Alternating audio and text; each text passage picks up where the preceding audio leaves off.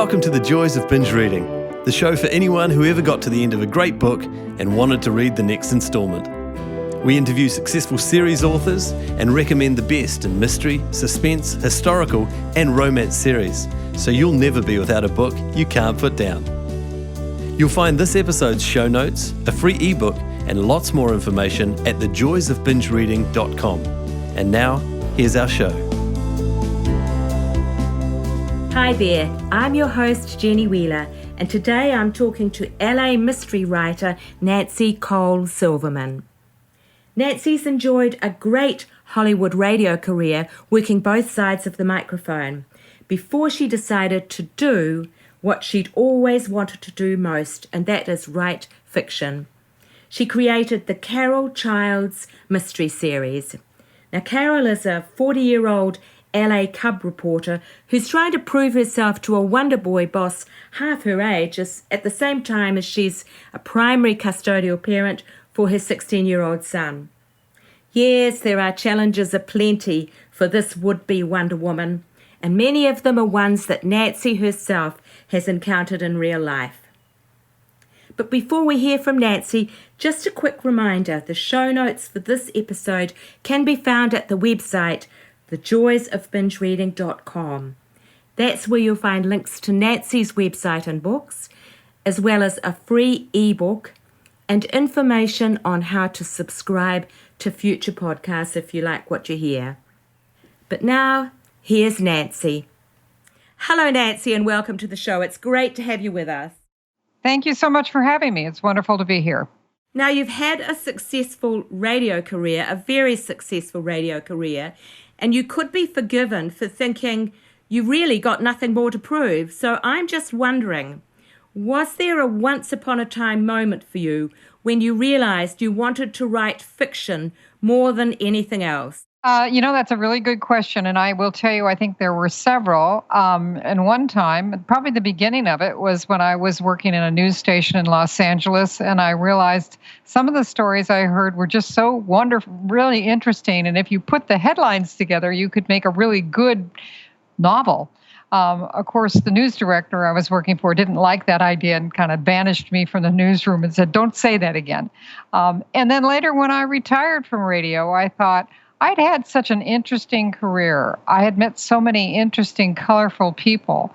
And I was too old to go back into radio. I had retired as manager of a sporting news radio station, and I thought, if I go back, I'm working for somebody half my age, so I'll just make it up. So that was what led me to writing the Carol Childs Mysteries. Yes, and I love the fact, actually, that you've got this 40-year-old cub reporter with a Wonder Boy boss who's half her age. And I'm sure that a lot of women could identify with that situation.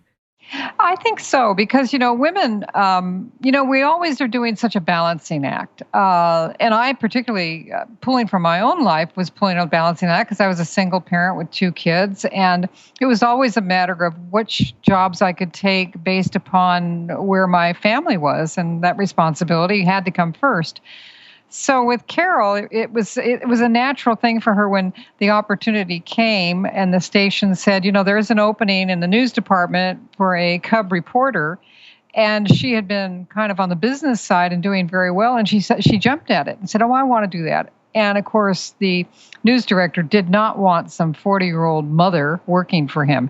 And so she had to prove herself. And that's kind of a natural position a lot of women find themselves in when an opportunity does arise.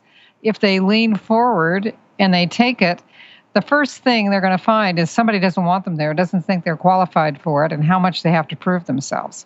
Totally. I in my experience in journalism, that is totally how it goes. You're right.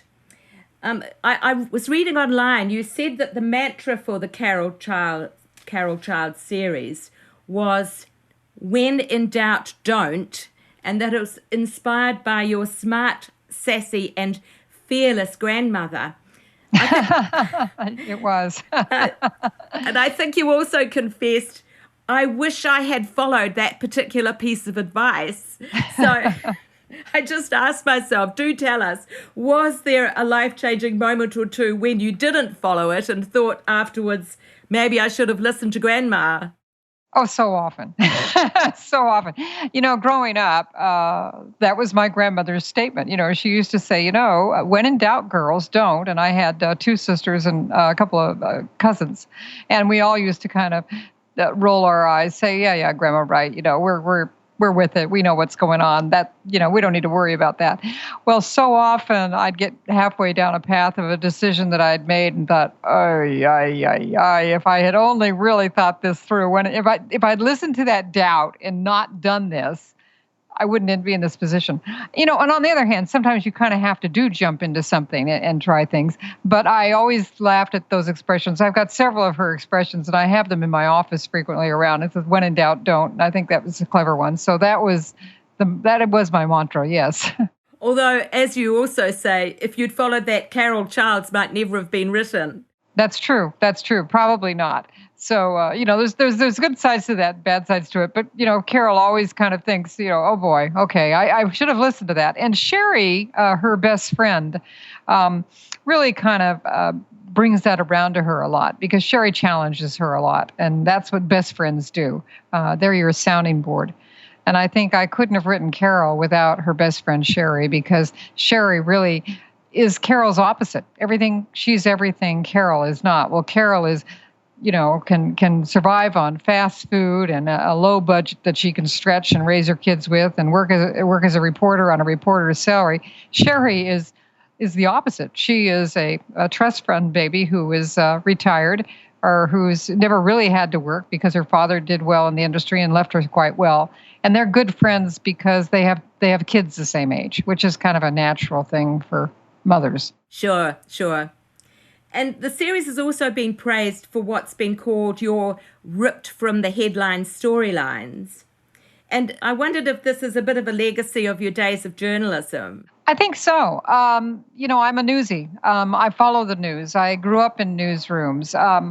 What you hear is frequently just what we know about news is generally just those first 30 seconds or 10-second blips that we get and we go about our day and we have our own interruptions. And I just found that fascinating, what goes on in a newsroom and what goes on in finding the facts behind the story and how you really have to work to get that. So I couldn't help but be influenced by that. And when I sat down to write, I would generally try to pull from news headlines that are current and some that I knew of. And it's kind of a mashup of a lot of those things, but it gives it a very real feel on the page. Sure. The feedback that you get from readers, what do they tell you they like best about the series? They find it very fast-paced. I think readers today like things that are fast and quick. Gone are the days, I think, unfortunately, I'll say, of the sagas. I think there's been some wonderful, Michelin wrote wonderful sagas. Unfortunately, I think a lot of people don't give it the time for that. So I find that my readers like short and quick and fast and something happening on every page that makes them want to turn the pages and they can't put the book down. I also think I get a lot of comments about the character development because Carol's world feels very real to the reader who picks up that book because the characters are really drawn from my own experiences. They're not perfect. They're flawed.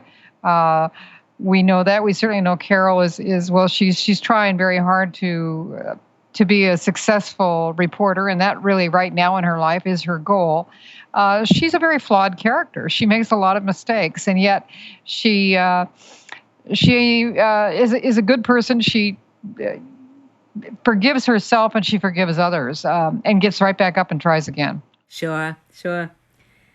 Perhaps turning away a little from specific book focus to the wider career, is there one thing you've done in your writing career more than any other that's been the secret to your success? Discipline. The secret to success with writing is discipline. You have to just really show up every day and be committed to it. You have to be gripped with the passion of wanting to get a book out. I think I've been fortunate in my life in that I was disciplined both in my career in radio and wanting to, I looked forward each day to going to work, to what it was going to be about, to who I'd meet, to what the stories would be, to the business opportunities. I worked my way up all the way from, writing copy to the general manager of a sports radio station, which will tell you, God had a sense of humor. I did not belong as a general manager of a sport radio station, but they were looking around for somebody who really understood the structure of a station and contracts and hiring and the running and that. And for that, I was qualified. But actually, I lived with the calendar. I had no idea half the time what the content was of that, the programming. But it was a great experience, and I really loved it. My real passion, though, was news and talk, which I enjoyed. And I think it's a matter of finding, for success, if you're going to be a writer, you have to be passionate about it. You have to be passionate about your product and your story. And that doesn't mean every day you'll sit down and you're as excited about it. Some days you just have to push through and find what excites you on that page and write a scene that excites you until you are re-engaged with the story. Sure. I see that you did write a number of standalone novels before you got established into this mystery series. I wondered what attracts you to the mystery genre, and why do you think that mysteries and thrillers are so popular right now? Escapism. Yeah. I think, it's an escape. It takes you out of the realm, out of your life, whether you're not happy with the current situation you're in or you're bored. It's a great way to escape into somebody else's life and know that at the end of 300 some pages, the crime is going to be solved. And hopefully along the way, you've learned something and been exposed to something, maybe had a chuckle. And we're excited by it. I like mystery. I did a number of books. I think, like anything, I read Malcolm Gladwell's Tipping Point, and he said, what do you need, 10,000 hours at anything before you've got the beginnings of any expertise in it? And even though I had written from the time I was a small child, but the very first thing I ever wrote was a mystery I'd turned into my fourth grade creative writing teacher for a contest. And that, I think I was just always taken with the what if and who knew about that type of thing. But I think it's a matter of, it's escapism, writing something that somebody's going to take them out of their realm. Yeah, sure. Is there a mystery in your own life that might be the possible plot line for a story? Oh, that's a good question, Jenny. Actually, what started me writing the Carol Childs mysteries, and I had written about 5 or 6 standalones, and as I was going to say, those are kind of, as a writer, you just have to write an awful lot of stuff. Some of it's going to be accepted. Most of it is not. Most of it you could wallpaper your walls with rejection letters. I'm like everybody else. I've got my fair share and then some. But you could, I started writing a book. I had an experience. I had a house I was selling, and I couldn't sell it, so I ended up leasing it, and I had a group of right-wing extremists move into it, and I had no idea who these people were, or that they were right-wing extremists, or they just were presented to me by a legitimate realtor as a nice couple, and I realized I was drawn into a group of these people weren't going to pay me. They weren't going to move out of my house. And they had decided that this house was now theirs and belonged in their country. And I thought, what? You heard that right. It was in their country. And that began really a serious situation for myself, because I became a expert. I became a witness for the FBI with a group that was associated with the Montana Freemen here in this country, which thought the country was illegal. And it was a long court case. It was very interesting. But when I finished with that and I finally got my house back, I thought, I've got to write this. And quite truthfully, I didn't know how to write it because I had been a victim. And then I really blamed myself for being so stupid as to how I could possibly have ended up in this. And that's what happens to victims, is you blame yourself.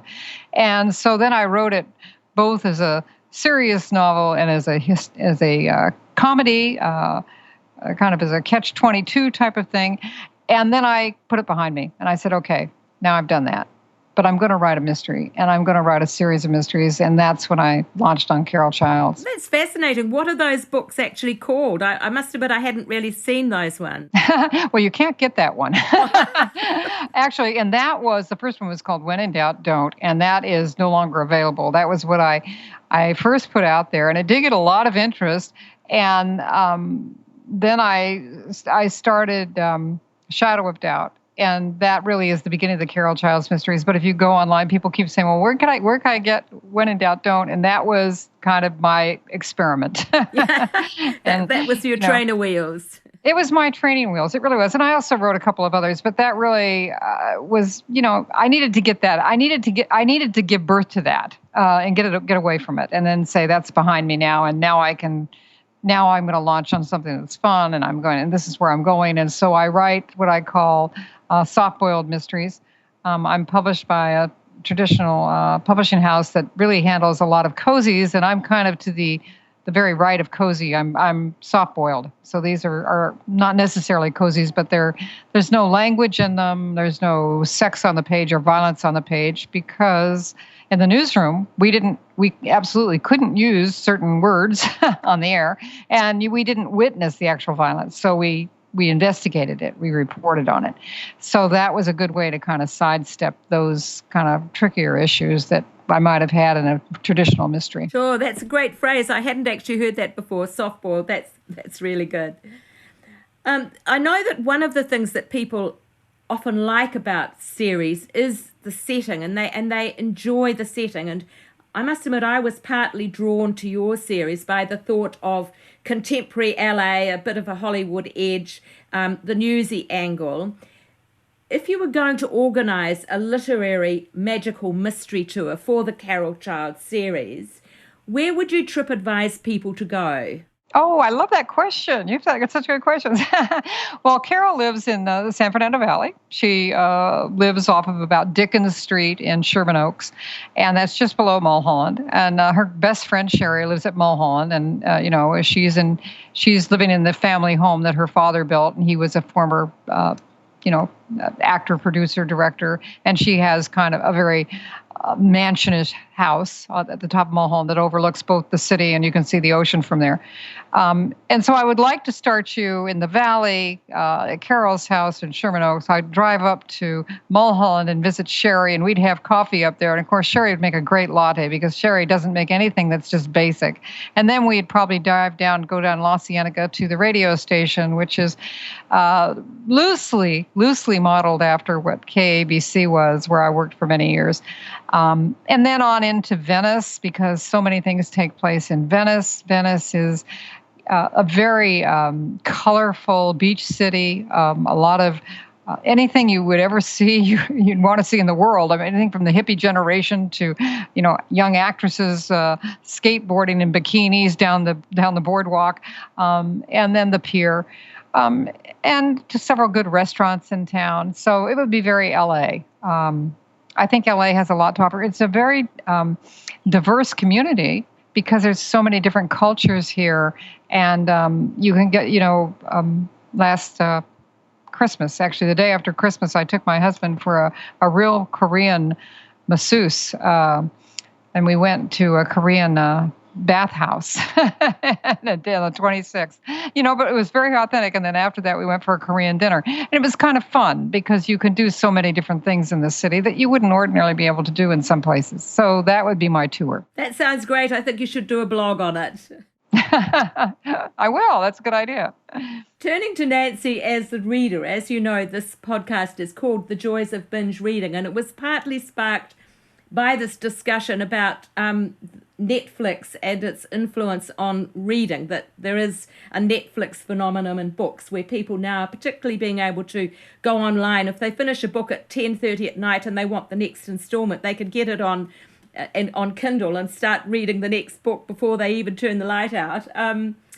So have you ever been a binge reader yourself, either in the past or now? And if so, what are the ones that you have felt attracted to and couldn't put down? I am. I confess I am.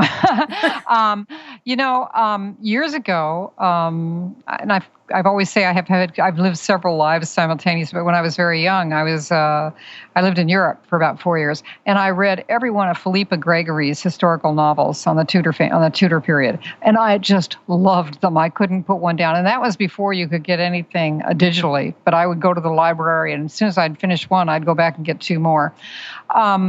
I also more currently have read, just about everything Michael Connelly has done. I love Joyce Carol Oates. I also am just finishing Louise Penny's new book, and I like her. So I try to sample. As a writer, I try to sample something off the bestseller list all the time and stay within the series that are out there. I've certainly read a lot of. Now I'm going to draw a blank here. Janet Ivanovich's series, as well as Sue Grafton's, because those would be fans of hers would probably be fans of mine, and I like to know what they're doing and follow them. But I also try to read other writers that are new and upcoming, people that I meet at conventions and so forth, people that I meet in writing groups, because you owe to give back, and people will ask you to read their work, and they want your critics, and you want theirs too. So I always try to have that interspersed with something I'm reading. And then, of course, when you're writing something, as I am right now, I'm working on book 5 in the Carol Childs Mysteries. You really are awfully busy doing that, so you don't get as much free time to read. But I do try to get a couple hours a day of free reading of things I like in addition to my writing schedule. That sounds great. Just circling back to the beginning, at this stage in your career, if you were doing it all over again, what would you change, if anything? Gosh. I got a degree in journalism with a minor in speech and drama. I think I might, I'd like to have gone back and gotten an English degree, because I just love to sit and listen to English teachers, particularly English lit teachers. I wish I'd had more time to do that, to study the greats. That's, again, within my reading. I always try to pick up something, but I would have loved to have spent more time there doing that. It's interesting that that's something that's going to feed Nancy rather than actually change your career, probably, isn't it? At this point, my career, my hard career days, thankfully, are kind of behind me. I have my office, as you can see here. I don't know if you can see this, in my home. This was my youngest son's upstairs bedroom, which was kind of a bonus room. And so when he moved out and said he wasn't coming home again, I thought, great, I'm taking this. It's mine. And I don't go anywhere in LA because traffic is so bad between 7 and 10 a.m. or between 4 and 7 p.m. because those are primetime traffic. So I write in the morning and those times at night or late at night. And then I will sometimes go out for lunch or do something during the middle of the day. I don't really want to return to the workaday workforce like that. I like writing. I get a tremendous bit out of it. I think it's as much of a gift to me as hopefully it is to my readers. And I've got several other things in mind that I'd like to be doing. So I treat this as a full-time job. This is not a hobby. I treat this as a full-time job. Sure. And that brings us really nicely into talking about what's next for Carol Childs. I know that Book 4, Beyond a Doubt, was published earlier this year, and you've talked about working on Book 5. I think you've also spoken of a possible breakout series with that psychic that you have in Carol Childs called Misty Dawn as the main character. Have you given any more consideration to that? I have, and I am toying with that. I would really like to do that. I like Misty. Misty showed up again in I think it was book 3, without a doubt. She showed up in book 1, and then she showed up again in book 3 because she is, kind of a typical older person who's 65 plus, probably didn't plan, she came to LA back in the 60s as a hippie driving a van and selling love potions and didn't really put a lot of money aside. She became a psychic to the stars and was a little bit of a Hollywood name because she would be counseling, famous stars about their love life and so forth. But when she fell out of favor, she didn't have a lot of money to lean back on. And so she shows up on Carol's doorstep, and Carol, being kind of a good person, took her in and said that she could use her as a housekeeper and kind of a companion. And so she's living with Carol. But I like Misty. There's things about Misty I find very interesting. She's a curious woman. She's not somebody you would suspect for anything. So she's a great snoop. She's a little bit heavy set. She's quite a chatterbox. She's easily confused, and so she could easily walk into a room and do a whole lot of snooping around that people wouldn't necessarily know who she is or what she's doing.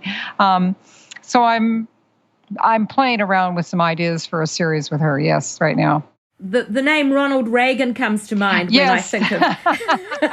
Nancy Reagan had her psychic. It probably would have been Misty Dawn. Right, exactly. You're right there, yeah. Because Misty is also, she's a legit psychic. She doesn't need props and cards and tea leaves to read something. She gets her readings off of people. And she... she's been used by the FBI, as there have been psychics that have been used by the FBI. She was used by the FBI to find the body in book 1, where she just had a feeling where this young girl had fallen and found her. So she's legitimate about her powers, but as she's gotten older, as we all get older, you walk into a room and think, well, what did I come here for? So her memory is not as good as it was, and so her psychic abilities, as a result, are sometimes a little fallible. I don't want to have any spoilers for people listening, but I was rather interested in the change in romantic status between book 3 and book 4. So I'm on tenterhooks to see how that turns out. Well, Eric, which is her original love interest, and between reporters and cops, there's always that little bit of forbidden sexuality and tension. And so there is that. But Carol is interesting. She really doesn't want to be tied down again. She was tied down very young with 2 children, and she's a little afraid of if that doesn't work out. So she doesn't get close to men, which really makes for a interesting character. But also, it doesn't make the pages. You're not gonna find a romance novel here. You're going to find a woman who's an independent woman who is, yes, she's attracted to men, and men come and go in her life, but she's not about to give it all up and get a diamond ring and cash in. Yeah. What about a series based around your interests in horses? I know that you're keen on horses. Have you thought about something in the equestrian area? Oh, I love horses. As a matter of fact, when I first retired from radio, I launched a newspaper for Southern California called the Equestrian News. And that was really based upon, when you launch radio stations, you look for market need. Where is there a hole in the market, and what type of people would listen, and what type of advertisers would be there, and is there money for it, and is it marketable? And so when I left radio, I thought, well, let me do the same thing for a newspaper, a specialty newspaper, a niche publication. And Los Angeles is the largest equestrian city in the United States. We have more horses within the city than any other city in the country. Now, that in itself isn't a surprise because Los Angeles is a large city, so we have a lot more of most things in most cities because we are just large. So you kind of default on the fact large brings us number 1 on a lot of things. But I thought it would be interesting to do a newspaper for the equestrian community because it was interesting. It was there was a lot of variety in the types of riding people do, the types of horses, the locations, the events. And so I started this newspaper, and it went along for about 7 or 8 years, and I started writing again, and I was really having a good time with it. And I had a bad accident. If I had not had that accident, I wouldn't be writing the Carol Childs Mysteries.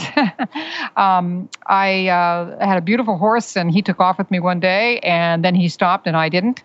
And my husband said, you got to give this up. You got to hang those spurs up because you can't continue to fall like this. And I had fallen several times. And I think he was, much as I hated to say it, I think he was right in that regard. So I did retire from writing. I still have some interest in working therapeutically with some horses and some children, which I find that a very interesting thing to do, where horses are used for therapeutic reasons with disabled children. Is that something like riding for the disabled, or? Yes, or veterans riding, anybody who's been hurt in an accident or who is disabled in any way, they will put them on the back of a horse, and they've got people who work with them to help them manipulate the horse. And for some small children that have been crippled or are always in a wheelchair, it's the first time they sit and are eye to eye with their caregivers. And it's a wonderful experience. And the horses are good and it's fun and I enjoy that. And it is something that I'd like to spend more time doing. And I did mention it a little bit about it in a book I wrote called, The Centaur's Promise, which was something I wrote years ago, which I liked. So they'll always be in my life. But as far as riding dressage and jumping, which I was kind of enjoying, that's not going to happen again. Not going to come off again. It's too old to do that. Oh, well, that's another lovely story, actually. So, Nancy, it's been great talking to you. I just wonder, can you tell now people where can they find you online? Oh, okay. Well, thank you. Oh, okay. Well, you can go to my website, nancycolesilverman.com. That's Nancy, N-A-N-C-Y, Cole, C-O-L-E, Silverman, S-I-L-V-E-R-M-A-N.com. And on that site, I actually have some short stories that you can listen to. There's some Audible short stories that are there in addition to my books and kind of follow what I'm doing. Or you could go on Facebook and friend me on Nancy Cole Silverman and go to my author page and follow me there. Or the Carol Childs Mysteries on Facebook as well. Or you could go online and find me at any bookstore online. Or you can go into a bookstore in your neighborhood and just ask for my books, and I'm sure they can get them if they don't have them. But thank you so much, Jenny. It's been wonderful chatting with you this afternoon. You've been a great interview subject, Nancy. Thank you so much, and all the best with the writing. Oh, thank you. Have a great day. I appreciate being called. Thank you. Bye-bye. Thanks for listening to the Joys of Binge Reading podcast. You can find all the details and links for this episode at www.thejoysofbingereading.com. We'd love to hear your comments and suggestions for who you'd like us to interview next. And if you enjoyed the show, take a moment to subscribe on iTunes or a similar provider so you won't miss out on future guests. Thanks for joining us and happy reading.